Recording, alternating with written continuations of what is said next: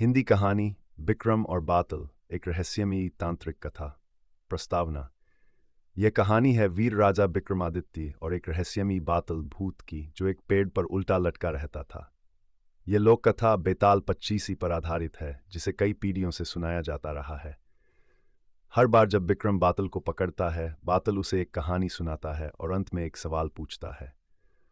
अगर राजा चुप रहता है तो उसका सिर फट जाता, और अगर बोलता है, बातल उड़कर वापस पेड़ पर चला जाता। कहानी का तराजू। एक बार की बात है, बातल ने राजा विक्रम को अपनी पीठ पर बिठा लिया और कहानी शुरू की। एक नगर में राजा धर्मसेन न्यायप्रिय था। उसी नगर में दो मित्र रहते थे, रघु और सत्यव्रत। रघु गरीब मगर ईमानदार किसान था और सत्यव्रत एक अमीर व्यापारी।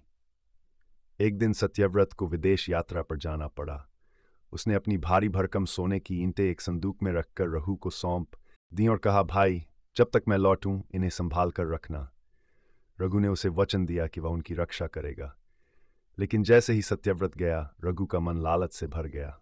उसने सारी ईंटें बेच दी और सोचा, अब कौन लौटेगा? अगर लौटेगा भी तो कह दूंगा कुछ नहीं मिला। कुछ सालों बाद सत्यव्रत लौटा और अपने धन की मांग की। रघु ने साफ मना कर दिया। सत्यव्रत ने राजा धर्मसेन की सभा में न्याय की गुहार लगाई। राजा ने दोनों पक्षों की बात सुनी और रघु से पूछा, क्या तुमने उस संदूक को हाथ लगाया था? रघु ने उत्तर दिया, हाँ, पर उसमें कुछ नहीं था। तब राजा ने आदेश दिया कि संदूक को लाया जाए। संदूक के कोनों में से सोने की गर्द मिली। राजा ने फैसला सुनाया, जो आदमी कहे कि संदूक में कुछ नहीं था, फिर भी उसके हाथ में सोने की गर्द है, वह दोषी है। रघु को दंड मिला और सत्यव्रत को धन वापस मिला। बातल ने पूछा, हे राजा विक्रम, बताओ,